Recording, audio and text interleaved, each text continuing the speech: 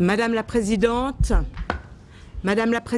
du Conseil national de la résistance iranienne, Mesdames, Messieurs, et je salue tout particulièrement aussi les parents des habitants de Liberty qui sont ici aujourd'hui, et je salue tout particulièrement les habitants de Liberty.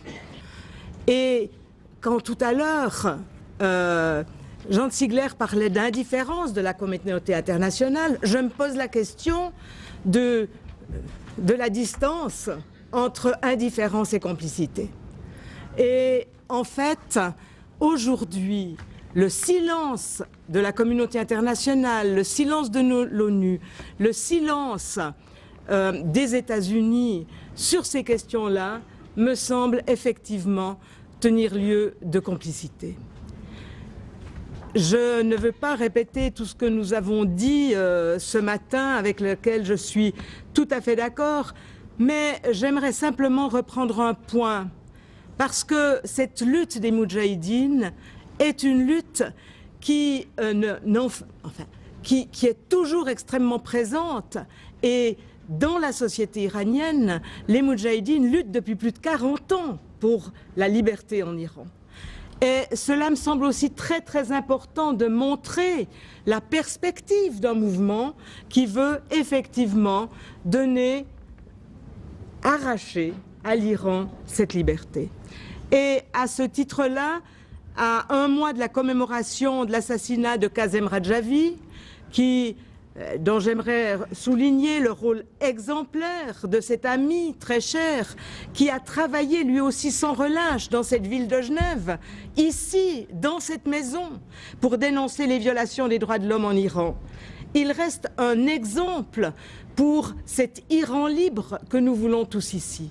Et j'ai beaucoup aimé aussi quand Jean Ziegler a parlé du fait que un État dictatorial comme l'Iran aujourd'hui ne peut pas supporter qu'un homme soit libre. Il ne peut pas supporter que les Ashrafiens luttent pour cette liberté, que les Moudjahidines luttent pour cette liberté, que Kazem Radjavi ait lutté pour cette liberté. Et il est mort assassiné par les émissaires du régime de Khomeini, qui ne pouvaient effectivement pas accepter le courage avec lequel il luttait. Lui qui voulait, au-dessus de tout, que l'Iran devienne un régime démocratique. Les années ont passé, la brutalité, la barbarie du régime iranien se fait toujours sentir. Et dans cette lutte, aujourd'hui, les habitants du camp Liberty, les habitants d'Ashraf, sont les exemples actuels de cette ligne, de ces premières lignes de combattants et de résistants. Mais ils sont en sursis, on ne doit pas l'oublier, tant que le gouvernement irakien est au service des mollahs iraniens. Alors, je ne vais pas faire plus long, mais dire simplement que la passivité onusienne dans cette situation dramatique n'est pas acceptable.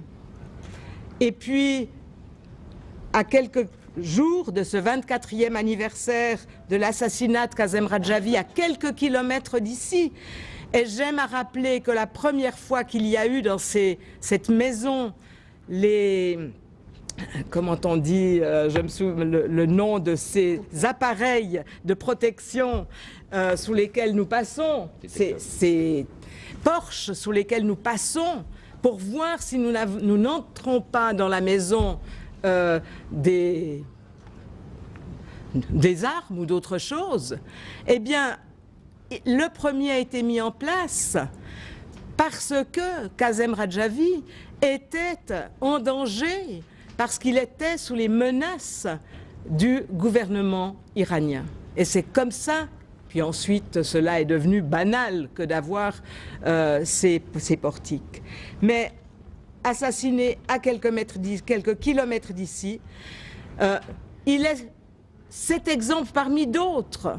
Et j'aimerais vous assurer que, avec nous tous qui sommes ici, avec beaucoup d'autres, eh bien, nous continuerons cette campagne à Genève et ailleurs dans le monde, jusqu'à ce que tous les habitants du camp Liberty puissent trouver une terre d'asile et jusqu'à ce que l'Iran devienne une terre d'indépendance. Je vous remercie.